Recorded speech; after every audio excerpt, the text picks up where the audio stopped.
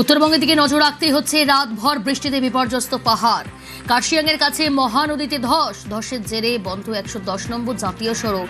কি পরিস্থিতি? পার্থপ্রতিম রয়েছে আমার সঙ্গে টেলিফোন লাইনে। পার্থপ্রতিম, সকাল থেকে কি পরিস্থিতি? কারণ উত্তরবঙ্গে ঝড় বৃষ্টির সম্ভাবনা আগেই জানিয়েছে আলিপুর আবহাওয়া দফতর।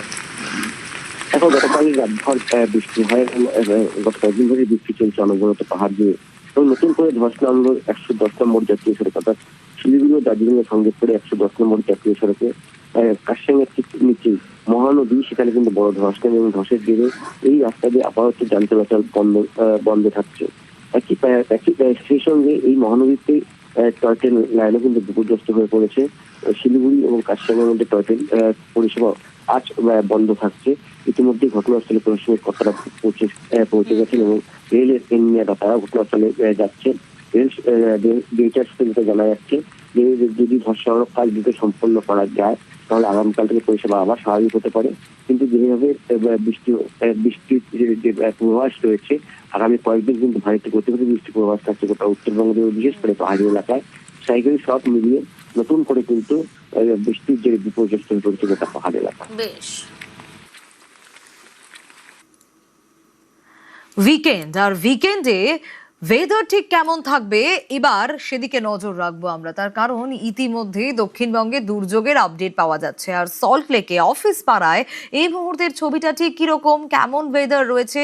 প্রিয়াঙ্কা রয়েছে আমার সঙ্গে, আমার সহকর্মী। প্রিয়াঙ্কার কাছ থেকে আমি জানতে চাইবো, প্রিয়াঙ্কা, উইকেন্ডে দক্ষিণবঙ্গে দুর্যোগের পূর্বাভাস, অবশ্যই আবহাওয়া দপ্তর কি বলছে সে আপডেট তো নেব অন্য প্রতিনিধির কাছ থেকে, কিন্তু এই মুহূর্তে যে ছবিটা আমি দেখতে পাচ্ছি তাতে দুর্যোগের ছবি দেখা যাচ্ছে।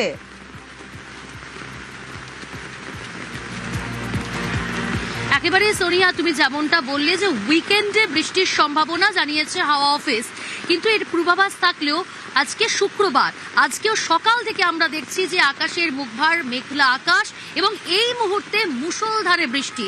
আমি দাঁড়িয়ে রয়েছি সল্ট লেক সেক্টর 5, একটু ছবিটা দেখানোর চেষ্টা করব।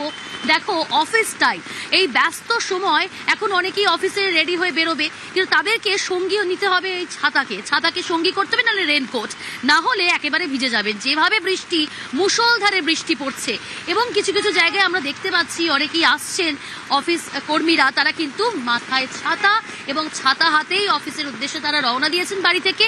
এবং এই মুহূর্তের ছবিটা যদি বলি, বজ্র বিদ্যুৎ সহ বৃষ্টি এবং শুরু হয়েছে 8টার কিছু পর থেকে। সকাল থেকেই আমরা জানি যে আকাশ মেঘলা ছিল এবং আজ দিনভর কিন্তু বৃষ্টির সম্ভাবনা এমনটাই জানিয়েছে হাওয়া অফিস। শুধুমাত্র শহর কলকাতা নয় সোনিয়া, শহর কলকাতার পাশাপাশি দক্ষিণবঙ্গের বিভিন্ন জেলায়, বিশেষত এদিকে বর্ধমান, পূর্ব বর্ধমান, পশ্চিম বর্ধমান, নদিয়া, এই সমস্ত জেলা, উত্তর 24 পরগনা, দক্ষিণ 24 পরগনা, কলকাতা বৃষ্টি হবে এমনটাই জানিয়েছে হাওয়া অফিস। একই সঙ্গে জানিয়ে রাখবো সোনিয়া যে শনিবার থেকে কিন্তু বৃষ্টির পরিমাণ বাড়বে দক্ষিণবঙ্গে, এমনটাই কিন্তু জানিয়েছে হাওয়া অফিস। তবে আরো একবার দেখাতে চাইবো সল্ট লেক সেক্টর 5, এই মুহূর্তে বৃষ্টি এবং রাস্তায় জল জমছে। যেভাবে মুষলধারে বৃষ্টি, শুধু বৃষ্টি নয়, বজ্র বিদ্যুৎ সহ বৃষ্টি কিন্তু শুরু হয়েছে। একটু কথা বলার চেষ্টা করবো। কোথা থেকে আসা হচ্ছে? শ্রীরামপুর। এই যে বৃষ্টি, সকাল সকাল অফিসে আসা হচ্ছে নিশ্চয়ই? হ্যাঁ, কলেজে আইএমএ চাকরি করি আমি। মানে এই যে আজকে সকাল থেকেই আকাশের মুখভার, বোঝাই যাচ্ছিল যে বৃষ্টি আজকে, এটা তো একটুখানি মানে হ্যাঁ, অবশ্যই সকালবেলা তো এটা একটা মানে অফিস যাত্রীদের এবং কলেজ স্টুডেন্ট সবার পক্ষে এটা একটু সমস্যার তো বটে। মানে ছাতাকে সঙ্গী করে এগিয়ে যেতে হ্যাঁ হচ্ছে। হ্যাঁ, একদম। তবে এটা ভ্যাপসা গরমও কিন্তু ছিল, সেটা থেকে তো রেহাই। হ্যাঁ, সেটা অবশ্যই, কিন্তু সেটার সাথে সাথে এই যে মানে এই সকালবেলার যে একটা ছটফট হচ্ছে, তো সেটা একটুখানি অসুবিধাজনক। অর্থাৎ একজনের সাথে কথা বলছিলাম, তিনিও যেমনটা বলছিলেন যে এটা একটা সত্যি সোনিয়া, যে সকালবেলায় বৃষ্টিটা বাড়িতে বসেই উপভোগ করা যায়, কিন্তু রাস্তায় বেরিয়ে যাদেরকে ছাতা নেই, যারা আগেই বেরিয়ে গেছেন অফিসের উদ্দেশ্যে, হয়তো অনেকে ছাতা নেননি, রেনকোট নেননি, কিন্তু তারপরও তাদেরকে ভিজতে হচ্ছে, সেই ছবিটাও কিন্তু আমরা কিন্তু এই মুহূর্তে তুলে ধরার চেষ্টা করছি। সল্ট লেক সেক্টর 5, মুষলধারে বৃষ্টির সঙ্গে বজ্র বিদ্যুৎ। তো স্বাভাবিকভাবেই কিন্তু সোনিয়া এই বৃষ্টি চলবে এমনটাই কিন্তু জানিয়েছে হাওয়া অফিস। একেবারে প্রিয়াঙ্কা, তুমি যেমনটা বলছিলে যে এই বৃষ্টি চলবে, হাওয়া অফিস বলছে, আপডেট তো নেবো, কিন্তু এই মুহূর্তে অফিস পাড়ার ছবিটা প্রিয়াঙ্কা তুলে ধরছিল কিভাবে বৃষ্টি হচ্ছে, দুর্যোগ, এবং কিছুক্ষণ আগে থেকে বৃষ্টি শুরু হয়েছে, মুষলধারে বৃষ্টি, সঙ্গে বজ্র বিদ্যুৎ সহ বৃষ্টি। এবার একটু জানার চেষ্টা করি আসলে উইকেন্ডে ওয়েদার কেমন থাকবে দক্ষিণবঙ্গে, উত্তরবঙ্গে। বিশ্বজিৎ রয়েছে আমার সঙ্গে। বিশ্বজিৎ, এই মুহূর্তে অফিস পাড়ার ছবি আমরা দেখছিলাম, মুষলধারে বৃষ্টি হচ্ছে এবং জায়গায় জায়গায় বিক্ষিপ্ত বৃষ্টি। উইকেন্ডে দক্ষিণবঙ্গে কি বলছে, কেমন থাকবে ওয়েদার, আবহাওয়া দপ্তর কি জানাচ্ছে? একদমই সোনিয়া, প্রিয়াঙ্কা যেমন সল্টলেকের অফিস পাড়ার ছবি দেখালো, আমরাও কলকাতার ডালহৌসি মানে আরও একটা অফিস পাড়াতে রয়েছি। এখানেও একেবারে আকাশ কালো করে কলকাতায় যেন অন্ধকার নেমে এসেছে, সকালেই যেন অন্ধকার, এবং রাস্তাঘাটে যে গাড়ি চলছে সেগুলো আলো জ্বালিয়ে যাচ্ছে। তবে আবহাওয়া দপ্তর যে পূর্বাভাস দিচ্ছে এবং পূর্বাভাস দিয়েছিল যে শুক্রবার থেকে আবহাওয়ার একটা বদল হবে, ঠিক শুক্রবার সাত সকালেই যে এতটা বদল হয়ে যাবে এতটা হয়তো অনেকেই ভাবেননি। কিন্তু এই মুহূর্তে বজ্রগর্ভ মেঘ থেকে যেমন 9 জেলায় ঝড় বৃষ্টির সতর্কতা জারি করেছে, হলুদ সতর্কতা আলিপুর আবহাওয়া দপ্তর থেকে, তেমনি এই উইকেন্ডে ঝড় বৃষ্টি বাড়বে দক্ষিণবঙ্গে। আমরা দেখেছি গত কয়েকদিন গরম এবং অস্বস্তি রয়েছে, তবে এই গরম এবং অস্বস্তি আরও 24-48 ঘন্টা থাকবে। তারপর রবিবার থেকে তাপমাত্রা 2 থেকে 3 ডিগ্রি কমতে পারে, কারণ এই যে ঝড় বৃষ্টি শুরু হবে প্রায় সোম মঙ্গলবার পর্যন্ত বিক্ষিপ্তভাবে ঝড় বৃষ্টির সম্ভাবনা রয়েছে।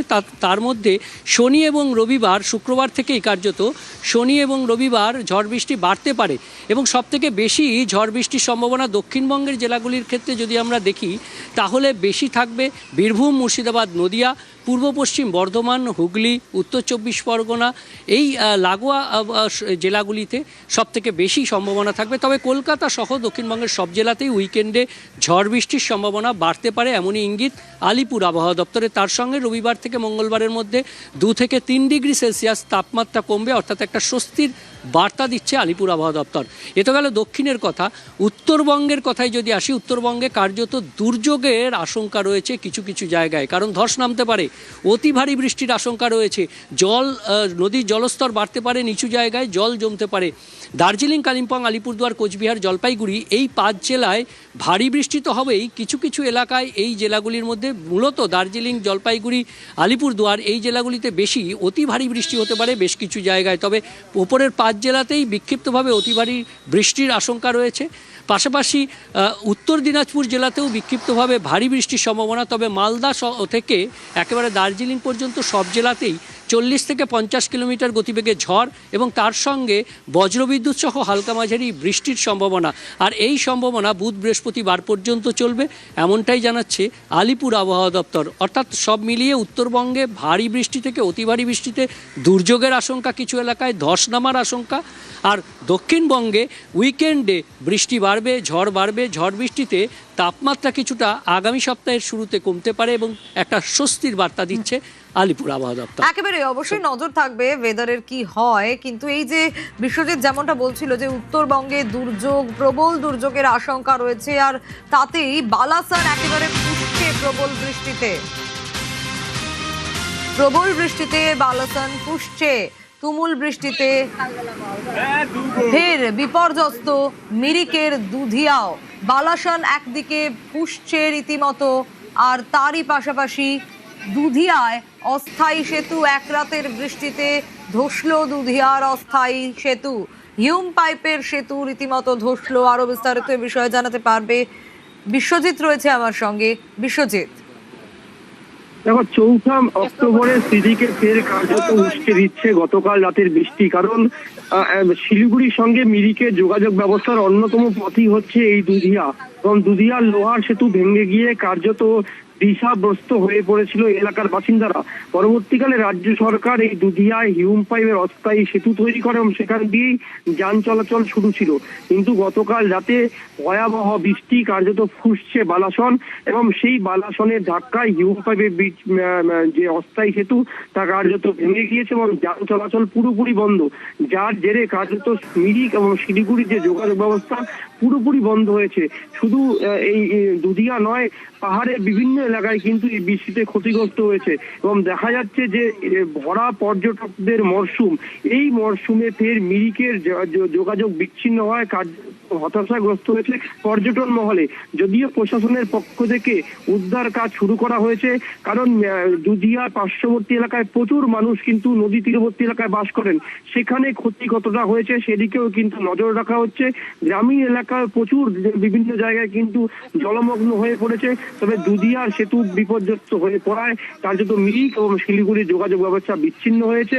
উদ্ধার কাজ কিভাবে হয়, ফের নতুন চিন্তা ভাবনা কিভাবে, কারণ দেখা যাচ্ছে যে সকালের পর কিছুটা হলেও বৃষ্টি কম এবং বৃষ্টি না থাকায় আশার আলো দেখছে এখানে বাসিন্দারা।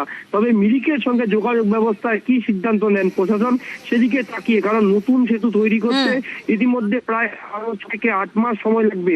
তার মধ্যে মিরিক শিলিগুড়ির যোগাযোগ ব্যবস্থা যদি ঠিক না করা যায়, ফের কিন্তু বাধা হতে পারে মিরিক এবং শিলিগুড়ির পর্যটন এবং এখানকার যোগাযোগ ঠিক। ব্যবস্থায়, সেদিকেই তাকিয়ে স্থানীয় বাসিন্দারা। বেশ।